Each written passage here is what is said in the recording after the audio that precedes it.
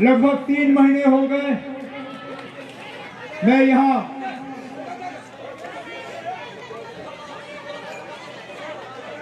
यहाँ पटन की सरजमीन पे आया था। मैंने यहाँ कैंपेन की, मैंने रोड शो किए, मैंने कोशिश की कि जगह जगह पहुंच के मैं अपने आप को लोगों के सामने पेश करूं।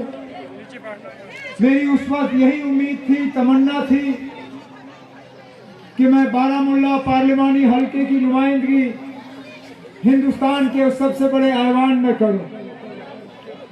लेकिन बदकिस्मती से अल्लाह ताला को वो मंजूर नहीं था। बारामुल्ला के वोटरों ने फैसला अलग किया और यहां से उम्मीदवार एक और जीत के गया। लेकिन इस मौके पर जाती तौर मैं पटन के वोटरों का शुक्रगुजार हूं कि उस हार में भी मुझे पटन ने लीड दी। जब आप बैठो ना, अब आप बैठो।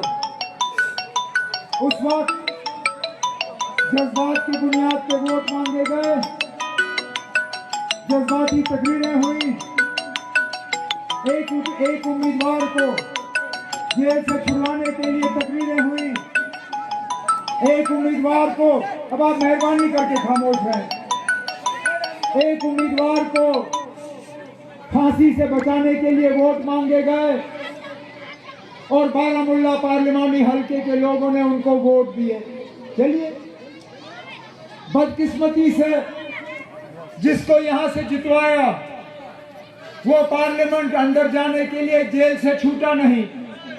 अगर छूटा तो 20 दिन के लिए सिर्फ और सिर्फ यहाँ के वोटों को तकसीम करने के लिए, आपकी आवाज को कमजोर करने के लिए, बीजेपी का एजेंडा यहाँ पूरा करने के लिए।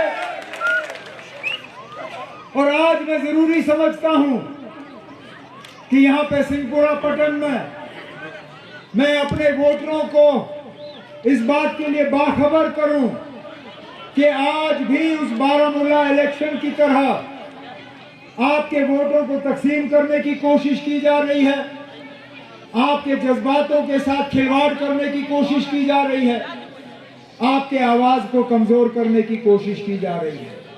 लेकिन किसके हवाले से? वो शख्स जिसके कहने और करने में जमीन आसमान का फर्क।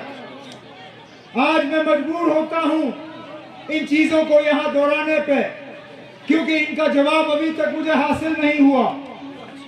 जिस शख्स ने मुझे बारामुल्ला पार्लिमानी हल्के में हराया, जगह जगह अपनी तकरीर में वो कहता है कि मैं हुर्रियत का एजेंडा जो है उसको जिंदा रखना चाहता हूं, मैं शबीर शाह साहब को जेल से छुड़वाना चाहता हूं, मैं यासीन मलिक साहब को फांसी से बचाना चाहता हूं, मैं जम्मू कश्मीर के बाकी कैदियों से को जेल से निकालना चाहता हूं। अच्छी बात है, अगर आप कर सकते हो तो करो। खुदारा मुझे वो पहले ये बताएं, जिस एफआईआर के तहत वो गिरफ्तार हुए, उस एफआईआर में 5 लोगों के नाम दर्ज हैं। उन 5 में शबीर शाह भी है, उन 5 में यासीन मलिक भी है, उन 5 में आसिया अंद्राबी भी है, उन 5 में मसरत आलम भी है। मुझे बताइए ना, उन 5 में से सिर्फ ये शख्स क्यों बाहर आया? वो 4 अंदर बंद क्यों है? और अगर वाकई वो इनके इतने हमदर्द हैं तो खुदारा मुझे बताए नाब, जो शख्स श्रीनगर में राजबाग हुर्रियत के दफ्तर के बाहर जाके उनका बोर्ड उतारता है, जो शख्स मीडिया के जरिए यासीन मलिक के फांसी की मांग करता है, उसी शख्स के जरिए इंजीनियर रशीद साहब पे हार पहनाए जाते हैं। मुझे बताएं ना, आप कैसे? कहीं ना कहीं तो करने में और कहने में फर्क है। इसी